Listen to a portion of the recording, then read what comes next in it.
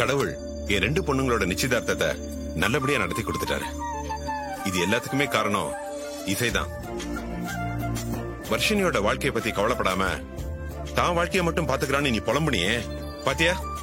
தன்னோட வாழ்க்கைய பத்தி கவலைப்படாம தான் தங்கச்சியோட வாழ்க்கை நல்லா இருக்கணும்னு அங்கேயும் இங்கேயும் அலைஞ்சு கஷ்டப்பட்டு எவ்வளவோ முயற்சி பண்ணி வர்ஷினி ஆசைப்பட்ட வாழ்க்கையே சொன்ன மாதிரியே நடத்தி கொடுத்திருக்கா. ஆமாக்கா, அப்பா சொல்றது சரிதான். நீ எனக்கு சத்தியமே பண்ணாலும் இன்னைக்கு நடந்த என் நிச்சயதார்த்தம் நடக்கும்னு நான் நம்பவே இல்ல. எல்லாமே முடிஞ்சிச்சுன்னு நினைச்சேன். ஒரு நாள்ல எல்லாத்தையும் சரி பண்ணிட்டேன். ஆமா இசை, என் பொண்ண வேணான்னு சொல்லிட்டாங்கிற கோவத்துல நான் உன்னை ஏதேதோ பேசிட்டேன். நீ எதையும் மனசுல வச்சுக்காத. அவ்வளவுதான் ருக்குவோட கோவம். நீங்க கூப்பிடும் போது கோவத்துல இருந்துட்டு நீங்க கிளம்பி போனதுக்கு அப்புறம் என்கிட்ட உக்காந்து அழுதுகிட்டு இருந்தா. என்னதான் இருந்தாலும் இசை நான் பெத்த பொண்ணு மாதிரிதான். அவளோட நிச்சயதார்த்தத்தை சபையில நின்னு நான் தான் முன்ன நின்னு நடத்தி கொடுக்கணும். வா போலான்னு என்ன கூப்பிட்டு கிளம்பிட்டா. அப்படியா மங்கா? ஆமா, அதான் ருக்மணியோட மனசு. அது பலாப்பழம் மாதிரி மேல முள்ளா இருக்கும், உள்ள இனிப்பா இருக்கும். அடடா, என்ன விட நீதான் மங்கா ருக்மணிய பத்தி நல்லா புரிஞ்சு வச்சிருக்க. பின்ன இல்லையா? ருக்மணி மனசு இந்த மங்காவுக்கு தான் தெரியும். அதான் நாங்க 2 பேரும் கிளம்பி வந்தோம். கடைசியில என்னாச்சு? இசை வர்ஷினி 2 பேருடைய நிச்சயதார்த்தமும் நல்லபடியா நடந்து முடிஞ்சிச்சு. ஒருத்தவங்க மேல ஒருத்தங்க யார் அதிகமா பாசம் வச்சிருக்காங்கன்னு போட்டி போட்டு பாசம் காமிக்கிறீங்க.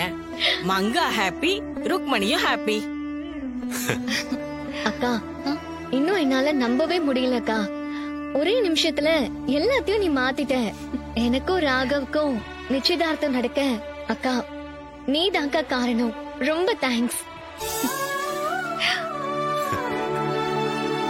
நீயும் நானும் ஒரே வீட்ல கடைசி வரைக்கும் ஒன்னா வாழ போறோம். அத நினைக்கும் போது எனக்கு எவ்வளவு சந்தோஷமா இருக்குன்னு தெரியுமா? நீயும் நானும் ஒரே வீட்ல பிறந்து ஒரே வீட்டுக்கு மருமகளா போறோம். நம்ம 2 பேருக்கும் நிச்சயதார்த்தம் நடந்துருச்சு. நான் ஸ்ரீஜான்னு ஒரு பொண்ணை லவ் பண்றேன். அந்த பொண்ணை தான் நான் கல்யாணம் பண்ணிக்க போறேன்.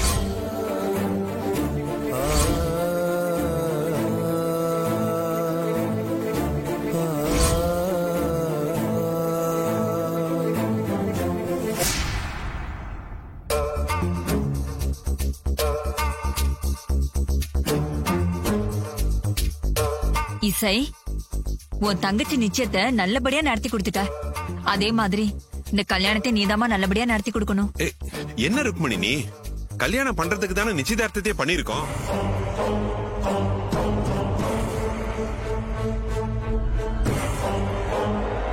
போச்சு போச்சு, எல்லாம் போச்சு. நம்ம எவ்வளவு கனவு கண்டோம். தீப்தி அங்க மருமகளா வருவா, நீங்க அங்க ராணி மாதிரி போல வருவீங்க. நம்ம 2 பேரும் சேர்ந்து எல்லாரையும் ஆட்டி படைக்கலான்னு ஆசையா இருந்த. எல்லாத்தையும் காலி பண்ணிட்டோம் அந்த இசை. நம்ம நினைப்புல வண்டி வண்டியா மண் அள்ளி போட்டுட்டோம். ஐயோ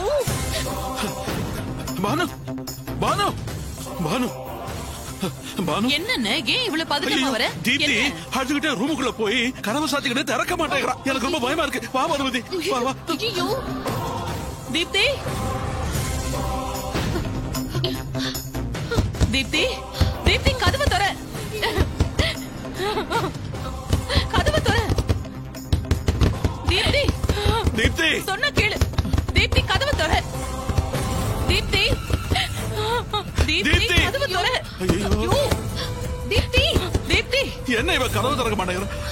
வா வா வா.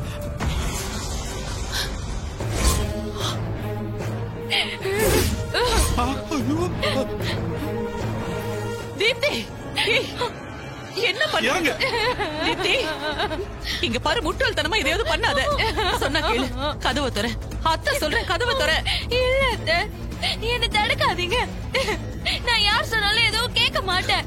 ஐயோ, இனிமே என்னால எப்படி அத்தை வாழ முடியும்? மண்டபம் வரைக்கும் வந்து என் நிச்சயம் நின்னுடுச்சு. அது எனக்கு எவ்வளவு பெரிய அவமானம் தெரியுமா? ஐயோ ஐயோ, நான் எப்படி அத்தை வாழ்வேன்? இதுக்கு மேல நான் உயிரோடவா இருக்கணும்? தீப்தி, சொன்னா கேளுமா, தப்பான முடிவு எடுக்காத. முதல்ல கதவை தர. இந்த மாதிரி எல்லாம் பண்ணாத ப்ளீஸ். கதவை தர. என் வலி உங்களுக்கு எல்லாம் புரியாத அத்தை. என்ன விட்டுருங்க, நான் செத்து தொலைறேன். ஐயோ தீப்தி, ராகவ் மாமா தான் என் வாழ்க்கைன்னு நினைச்சிட்டு இருந்தேன். ஆனா என்னால அவரு கூட வாழ முடியாதுன்னு ஆயிடுச்சு. இனிமே என்னால வேற ஒருத்த கூட வாழ முடியாது.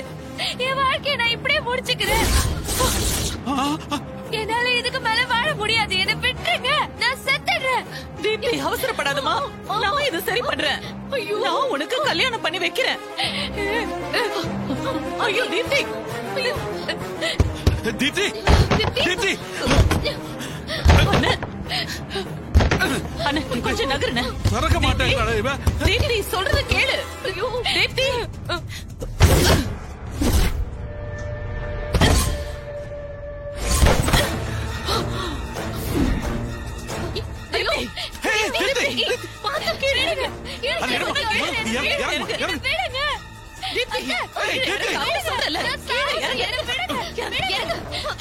என்ன காரியம் பண்ண? ராகவ் இல்லாத வாழ்க்கையை என்னால வாழ முடியாது. ராகவ்